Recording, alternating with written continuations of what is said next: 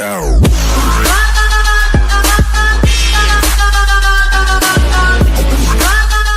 Tame bad habits that are actually signs you're smarter than you think.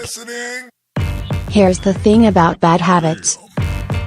Many of them can hurt you when taken to the extreme. But in small doses, those same bad habits can be part of a healthy lifestyle. As in, you don't want to live like a total slob, but a desk in slight disarray could make you more creative. Who knew? Below, we rounded up 10 supposedly negative behaviors that can, contrary to what your mom, your teacher, and your know-it-all co-worker said, be good for you. View as one-page slides. Justin Sullivan, Getty Images. Procrastinating. There's a growing body of literature dedicated to why people procrastinate and how to stop it. But Wharton professor and Originals author Adam Grant argues that we should expand our conception of procrastination to include not just laziness but also waiting for the right time. In other words, procrastination can help boost creativity because you give yourself a chance to develop your big idea. In an interview with Business Insider's Rachel Gillette, Grant pointed to Apple's Steve Jobs as an example of someone who benefited from delaying certain tasks. The time Steve Jobs was putting things off and noodling on possibilities was time well spent in letting more divergent ideas come to the table, as opposed to diving right in with the most conventional, the most obvious, the most familiar. Flickr, Mikkelsk biting your nails. Researchers followed 1,000 kids starting when they were 5 years old. When the kids were 5, 7, 8, and 11, the researchers asked their parents whether they bit their nails or sucked their thumb. About a third of the kids displayed one or both habits. When the kids were 13 and 32 years old, the researchers performed allergy tests. Sure enough, the group that had habitually bit their nails or sucked their thumb as kids were less likely to have developed allergies. At the same time, one of the study authors advised parents not to encourage nail biting or thumb sucking in their kids.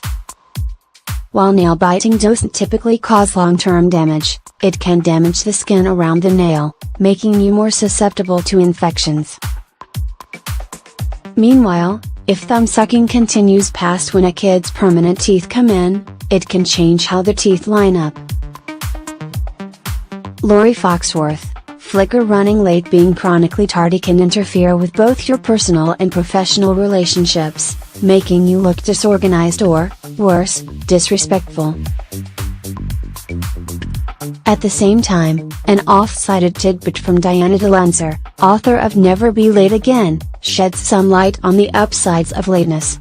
As the New York Times has reported, many late people tend to be both optimistic and unrealistic, she said, and this affects their perception of time. They really believe they can go for a run, pick up their clothes at the dry cleaners, buy groceries and drop off the kids at school in an hour. In other words, late people hope for and expect the best, which can be a double-edged sword in daily life. Strelka Institute for Media, Architecture and Design, Flickr. Complaining. No one wants to be that friend who goes on and on and on about his annoying coworker, the rain, and the lousy service at the restaurant where he just ate. Recent research cited in The Atlantic found that those who complain more mindfully, meaning they have a specific result in mind, are happier than those who simply vent. If you need to complain, there's a way to express some negativity without turning off everyone around you or exacerbating the problem. According to psychologist Guy Winch, there's a right way to gripe. As Business Insider's Anisa Purbasari has reported, an effective complaint is about an issue that can be remedied and is addressed to someone who has the power to fix it.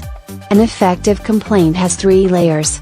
First, ease into the complaint so the person listening doesn't get defensive. Second, present the complaint itself in a non-hostile way. And finally, tell the person that any action they take to help you will be appreciated. Wikimedia Commons. Chewing gum, it's rude to do it in a job interview, so don't.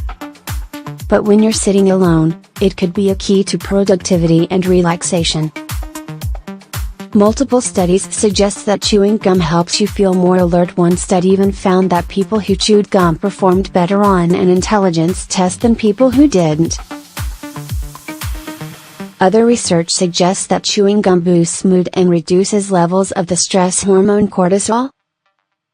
Flickr, John Lambert Pearson. Keeping a messy desk. If piles of papers are toppling over onto your coworker's desk, it might be time to tidy up. But assuming you can keep your mess to yourself, there could be benefits to the disorganization. Recent research suggests that messiness prompts people to be more goal-oriented because we're motivated to seek order somewhere.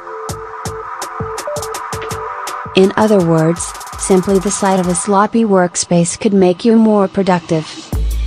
H. Gustafson, Flickr. Fidgeting when you're in a meeting with your boss, it's not the best idea to be squirming in your seat. But tapping your leg or wiggling your fingers while you're seated at your desk could help you stay healthy. One study found that women who reported fidgeting more while at work had a lower mortality risk than women who said they fidgeted less. In fact, fidgeting seemed to make the association between long sitting times and mortality disappear. Strelka Institute for Media, Architecture and Design, Flickr. Gossiping. No, this is not an excuse to invite your best friend over to bash your other best friend's new haircut. Research suggests that gossiping to help someone else can make you feel better. One study found that when participants observed cheating in a trust game, their heart rates increased. But researchers gave participants the option to send people playing the game, who were really experimental Confederates, notes about anything they wanted, and about half chose to write notes conveying information about the cheaters' devious ways. Researchers call this type of information transmission prosocial gossip. After the note senders engaged in prosocial gossip, they said they felt better and their heart rates decreased. Strelka Institute for Media Daydreaming. In 2010, researchers published some attention-getting findings suggesting that mind-wandering can make you unhappy.